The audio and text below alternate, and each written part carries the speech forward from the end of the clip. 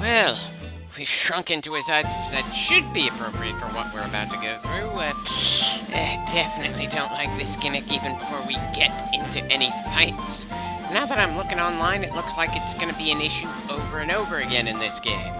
And I don't think any other Final Fantasy game has you forcefully shrinking yourself multiple times. It's just one of those things that make things a bit iffy, but still, it's one of the things that I actually kind of appreciate about this franchise. And while I always skip over Final Fantasy II and feel an odd combination of being drawn to and repulsed by 8, there's no getting around the fact that the highs in the Final Fantasy franchise feel higher for me than the highs in the Pokemon franchise. And I will always be annoyed that the constantly experimenting Final Fantasy franchise seems to have had a much smaller cultural impact than the relatively stagnant Pokemon franchise.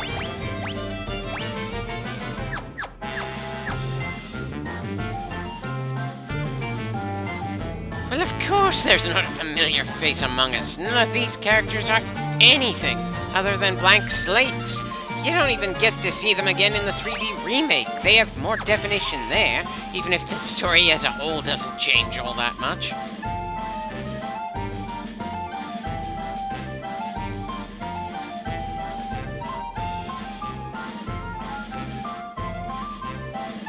Well, bit awkward that the only doctor in town is the only person who's sick. I doubt you're gonna see too many visitors in a place like this.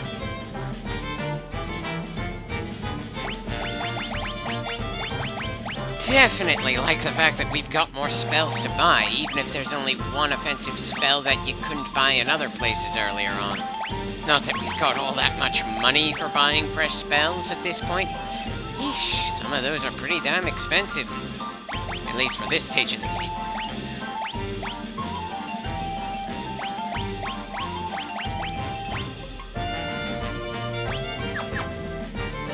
Huh. Kinda surprised I didn't get anything there just yet.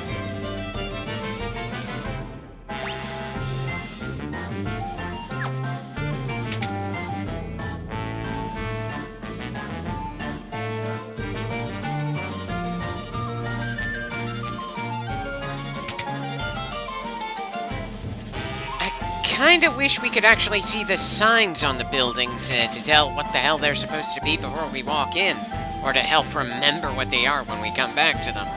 I know it's a stylistic choice to show that yes, we have gotten smaller, and the village as a whole is supposed to be small. But did we really need to make it look like the gnomes inside the buildings, that gnomes themselves built, are too small for their own homes and stores? Seriously, why do the buildings and furniture look absolutely normal inside, but outside it looks small as all hell? It's just a bit inconsistent, that's all. Anyway, I'm gonna have to assume that the doctor is the only one who decided to stay in bed in the entire village here. Excuse me for being annoyed that all he needed was some amateur to give him an antidote and he's fine. That's not exactly a complicated medical procedure that he needed help with. He should have had a few of those on hand to drink himself, considering the kind of world he lives in. Though I suppose that's just something I'm not supposed to think about all that much, like so many other things. Well, if that's what it takes to open the path to the next area, I'll take it. I wish I could say that this game feels in some ways more nonsensical than Final Fantasy IV, but with how annoying Final Fantasy IV's story felt to me, once we got past the initial point where we fought in the castle dedicated to the monks, I'm willing to take pretty much anything for this one. Hell, in some ways, I look at Final Fantasy III more fondly than 4, even if generally speaking I'm more of a fan of storytelling, and Final Fantasy III notably does not try all that hard with its story. It's just a loose connection of events slapped together. Add in the fact that the bosses and combat design just feel like an absolute train wreck at times in Final Fantasy III, and on paper, I should dislike it more than Final Fantasy IV.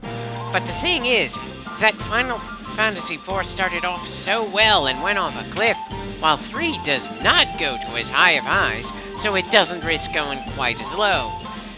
3 starts off whimsical and stays pretty whimsical with few moments meant to make you feel angry or sad. It's just oddly difficult and brutal, considering that whimsical sense. There are still emotional moments, of course, but it helps that there are very few named characters and none of them are playable.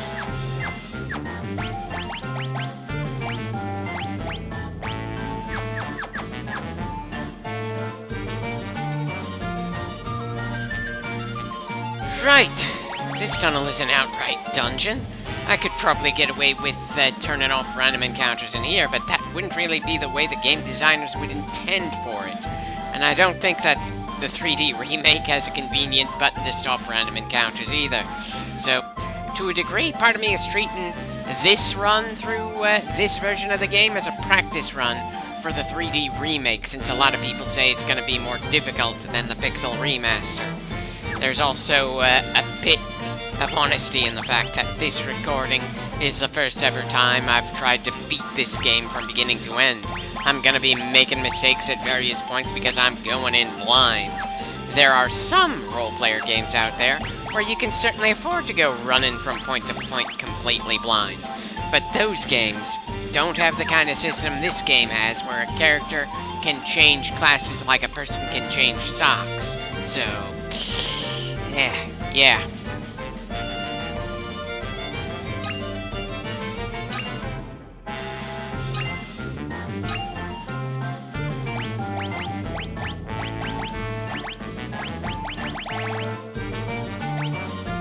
A bit awkward to gain the spell Cura just moments before we go into the underground tunnel there.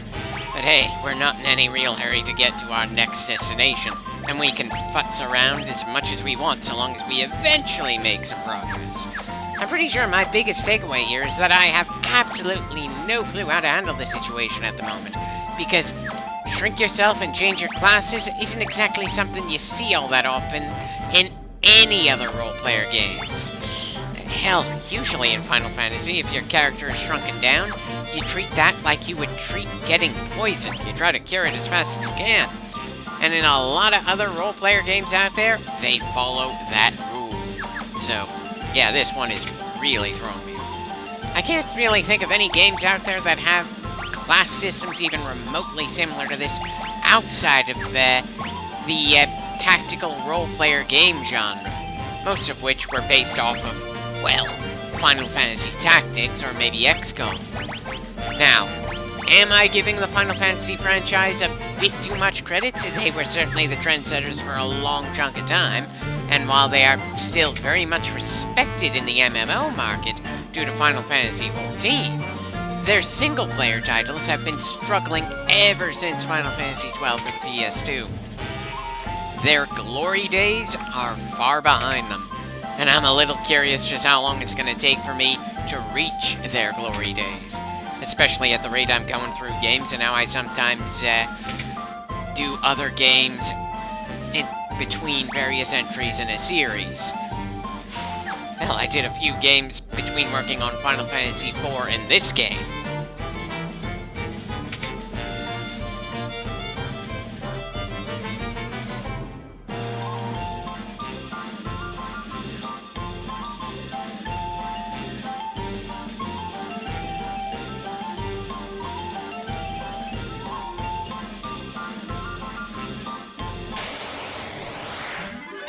Should I bother asking why these leprechauns don't have a scrap of green on them?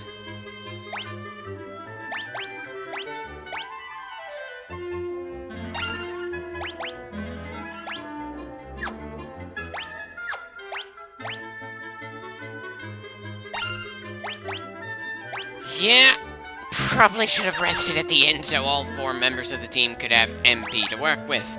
It's a minor inconvenience that when you shift classes from a physical one to a magic-based one, you start off with no magic points at all until the next time you rest.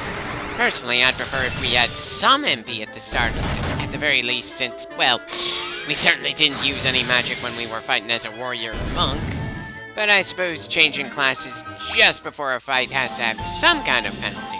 And to be fair, that penalty is a bit less of a pain in the ass than the original penalty in the initial release of the game, where you don't get as much experience for the first 2 fights after changing classes. Not the biggest issue, and we're gonna be seeing it in the 3D remake, but Still, interesting thing they decided to remove for this entry.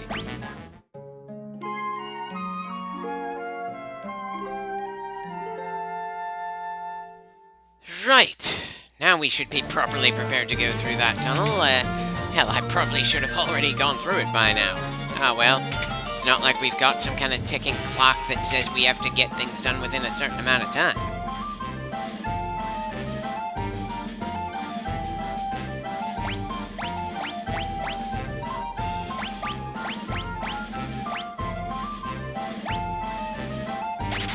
Yeah, definitely feels like a good idea to have 2 members of the team specializing in white magic and 2 specializing in black magic.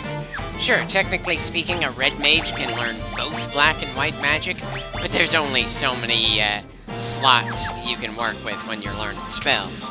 It doesn't help that casting spells that are the same level means you can't use that same magic charge on another spell of that level. So if a red mage is casting fireballs left and right, they aren't going to be able to cast as many cure spells. In fact, I can't help feeling like this game kind of screws over red mages, at least a little. Not that they felt like an especially amazing class in the original Final Fantasy either, but I have the distinct feeling that they felt more, well, viable, for lack of a better term to use, in the original Final Fantasy than they are in Final Fantasy III, because in a lot of situations in this game, you're apparently gonna want very specific classes with very specific moves against very specific bosses. Ugh, I just tend to stick with red mages because I prefer to work with characters that have physical attacks. I'm not really a magic combat-oriented person. It's good for, special occasions, and sometimes fun to watch depending on how good the animations are, but I just prefer the more mundane methods of combat in magical worlds, which can sometimes end up feeling a bit awkward. You know, those demon face enemies look like they'd fit pretty well in the Doom series.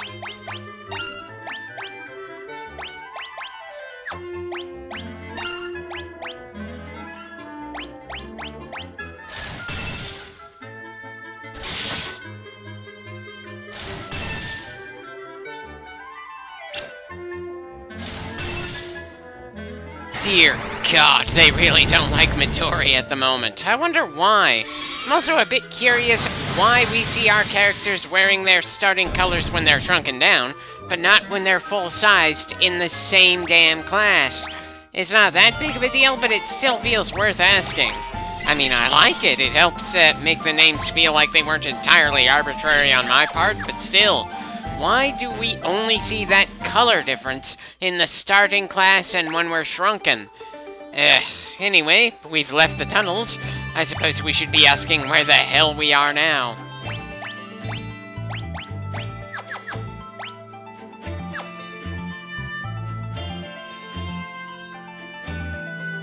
Okay, so Dish has nothing new to say just yet. Apparently this doesn't count as story progress. Well, still feels like as good a time as any to save.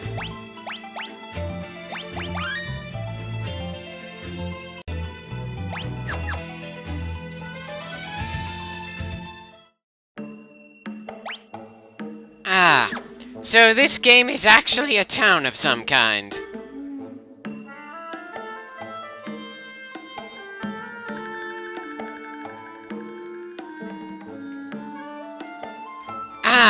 So the worldwide disasters are so bad that even the ruthless criminals are having a hard time getting their day-to-day tasks done. Oh, wonderful. Some of these hidden paths are downright mazes. And in every version of this game that isn't the Pixel Remaster, you won't see the hidden path as you're trying to navigate it. That just feels like such utter bullshit. Wait, Viking? I thought you guys were pirates. Now, I'm not saying that there were never any Viking pirates, but in terms of pop culture, they're kind of treated like distinctly different things. Still, pirates are kind of the ones that sail in ships, hunt down other ships, slaughter a bunch of people, and steal whatever they happen to have in their cargo.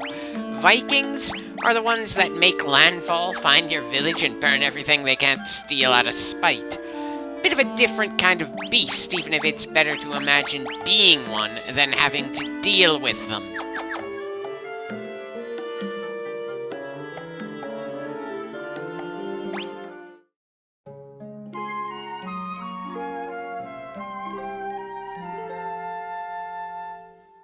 Kind of wish that sleeping would cure our mini-spell, but I suppose that if it was programmed in, we might have had an awkward time if we rested in the gnome village. I suppose that raises the question of just how many other villages and towns that's going to be an issue in. Or was the gnome village the only one where we absolutely had to shrink in order to actually interact with it? I doubt it. As I said, online it says that there are other shrinking and necessary moments, but really, I wasn't expecting the first airship we had to blow up so damn fast, so pretty much anything can happen in this game. Even if the story of this game isn't worth giving all that much of a damn about, it's done a good job of making me erase my expectations.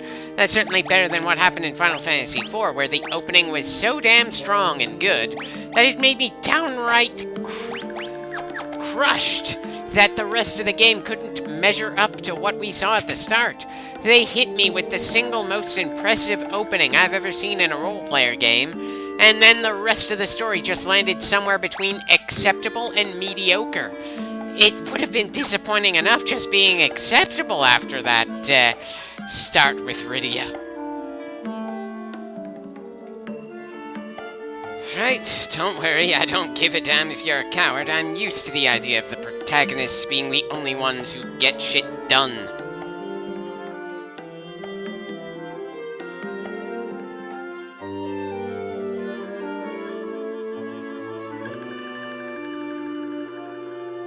I'm going to have to assume it's got some kind of cosmic job of some kind or another that requires it to sleep for that long.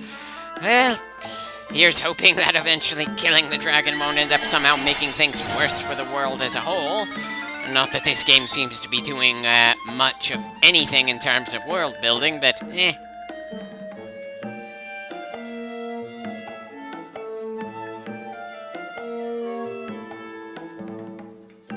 Oh, I'm sure you have tried everything. I just wish we actually got to see you trying, instead of arriving when you've effectively given up. But hey, if a well-regarded, story-heavy game franchise like Mass Effect can't really pull off that sort of detail to make a world feel alive, then it's downright ridiculous to expect that sort of thing from a game made several console generations before that. Especially when storytelling hadn't really become an industry standard for the genre yet. Anyway, we've got a cannon that we can apparently shoot anytime we want here. I'm sure that's more than just decoration. Though I can't help finding it funny that a lot of fantasy stories go with cannons on board ships to have kind of a pirate aesthetic, but a lot of them try to avoid letting the heroes use muskets of any kind. Seriously, if cannons are a thing in terms of technology, then rifles at the very least should be a thing as well. It's not really that big of an issue, it's just one of those various random things that will occasionally get on my nerves.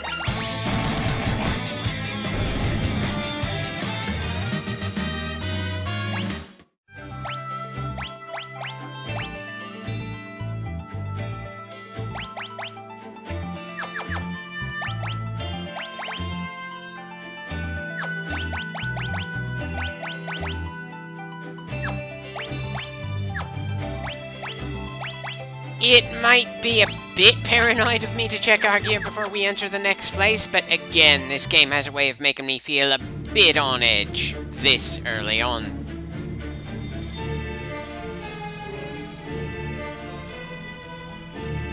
Oh, son of a bitch. You mean to tell me that we have to shrink our team down again? So soon after I got us back to normal size. I know, I could have just chosen not to grow back to normal size. It's partly my fault, but dear God, do I feel like an idiot here. Well, again, we aren't in any particular hurry to get things done around here.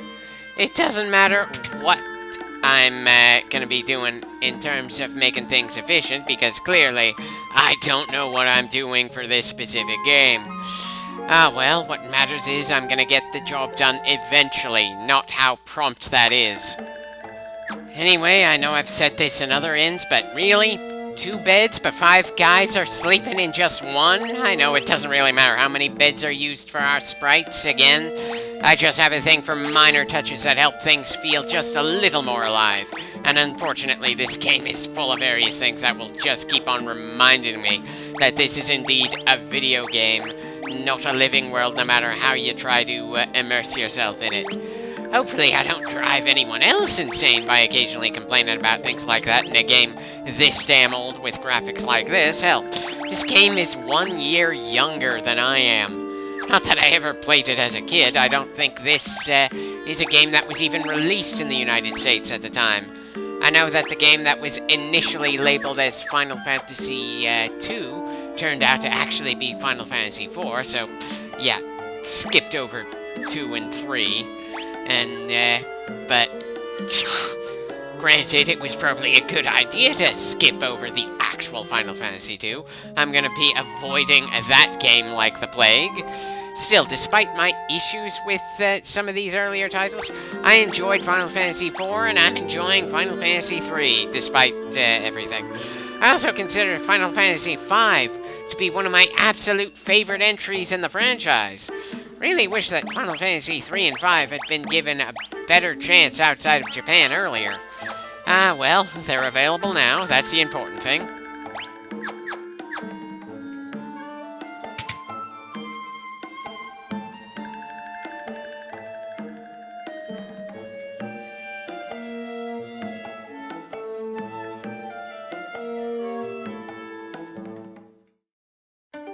Yeah.